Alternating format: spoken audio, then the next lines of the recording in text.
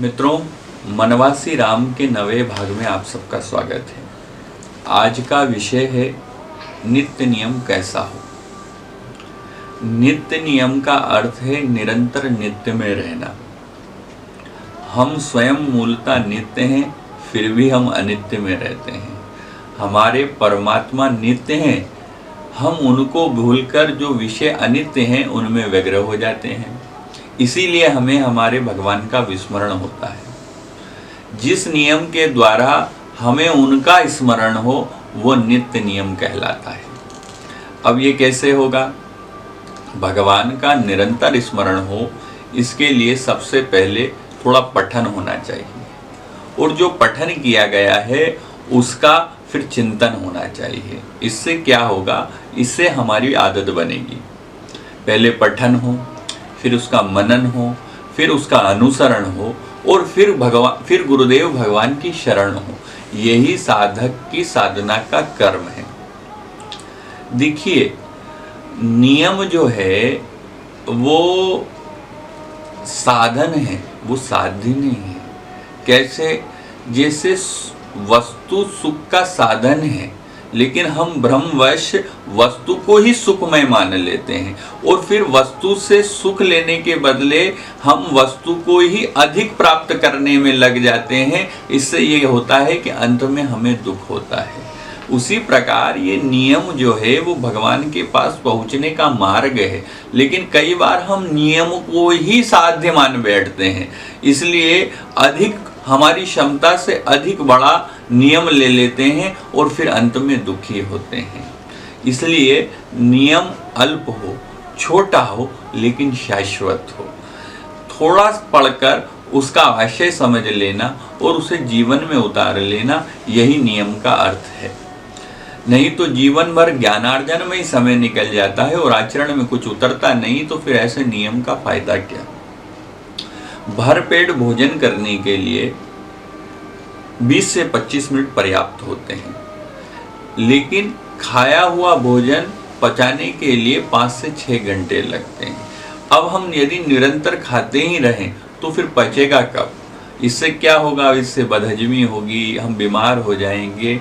इसीलिए नियम थोड़ा हो, शाश्वत हो और हमारे आचरण में उतरे।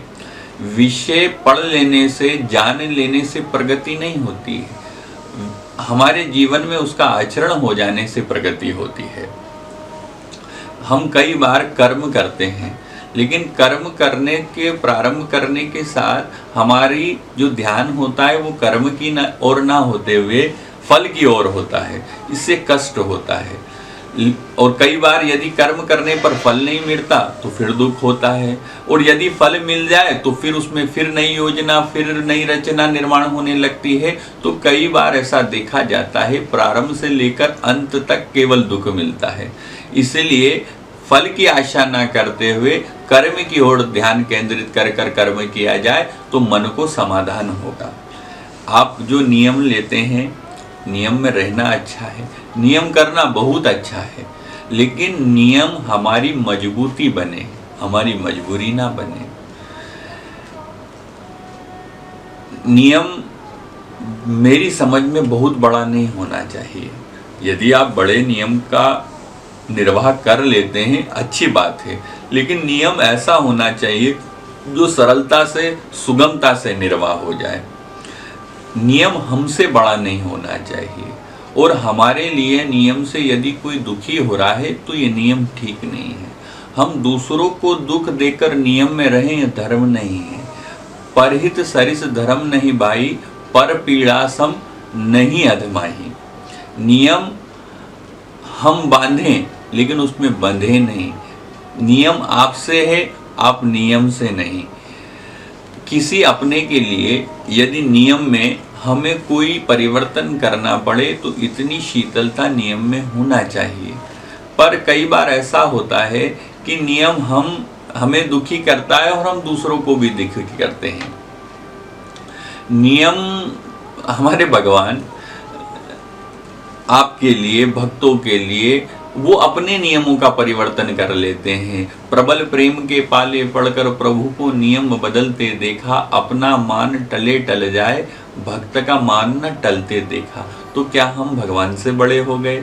यदि प्रतिदिन हमने कोई नियम पकड़ रखा है, जैसे मान लो हमने मानस की चौपाइयों का नियम ले रखा है कि हम इतनी चौपाई पढ़ेंगे, पर कदाचित कोई कारण आ जाए, कोई आपातकाल आ जाए, तो हम स्वयं भी दुखी ना हो और दूसरों को भी दुखी कर उस नियम को पकड़े रखें ना, बल्कि जिस दिन जो कार्य आ गया है पहले वो कार्य पूर्ण कर लें और अगले दिन फिर नियम में लग जाएं। जैसे मान लो आपने 5 चौपाई का नियम या 5 दोहे का नियम ले रखा है और यदि आज नहीं हो पाए तो कल 10 दोहे पढ़ लें। नियम में सुगमता होनी चाहिए, नियम कठिन नहीं होना चाहिए। क्यों? एक घड़ी आधी में पुनियात।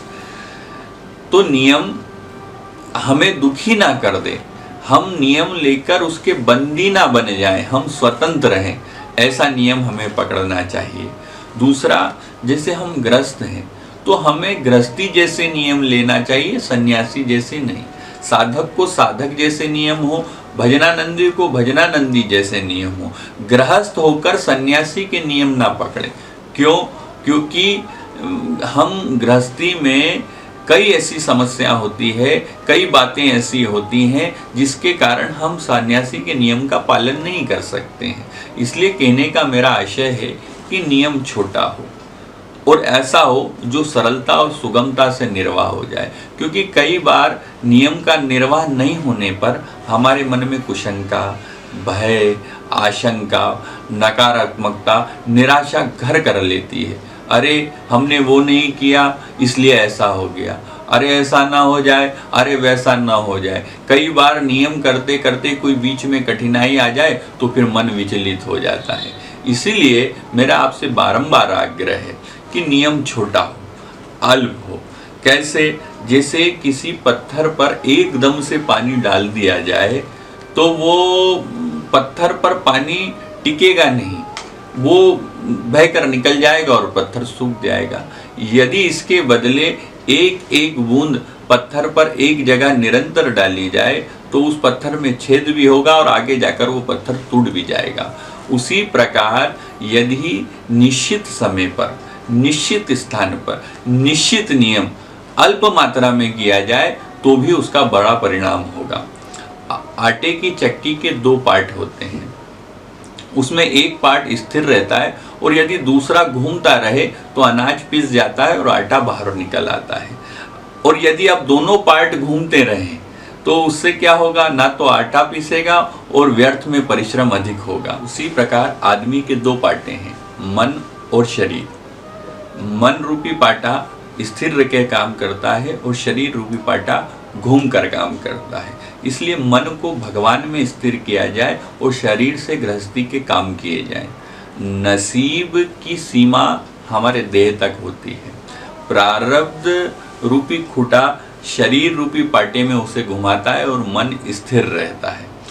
देह को प्रारब्ध पर छोड़ देना चाहिए और मन को भगवान के स्मरण में लगाना चाहिए। यही साधना का कर्म है। क्या साधना कोई विशेष व्यक्ति कर पाएगा? ऐसा नहीं है, साधना कोई भी कर सकता है। लेकिन जो गरीब होता है उसे गरीबी का दुख होता है, इसलिए वो साधना नहीं कर पाता है। धनी को उसके धन का लोभ और अहंकार होता है, इस भ्रम में वो साधना नहीं कर पाता है। विद्वान को उसकी विद्वत्ता का घमंड होता है, इसलिए वो कई बार साधना नहीं कर पाता। और अनाड़ी को समझ में नहीं आता है कि किस प्रकार किया जाए, इसलिए वो साधना नहीं कर पाता। शंकित मन से की गई साधना परिणाम तक नहीं पहुंचती है। इसलिए बारंबार मेरा आग्रह है, आपसे मैं कह रहा हूं कि नियम जो हो वो छोटा हो, अल्प हो, लेकिन शाश्वत हो। इसलिए मित्रों, आपको आज का विषय वनवासी राम में नियम कैसा हो, कैसा लगा, आप अपनी भावना से हमें अवश्य अवगत कराइएगा। आज के लिए इतना ही। हम फिर शीघ्र वनवासी राम के माध्यम से आगे मिलेंगे। धन्यवाद।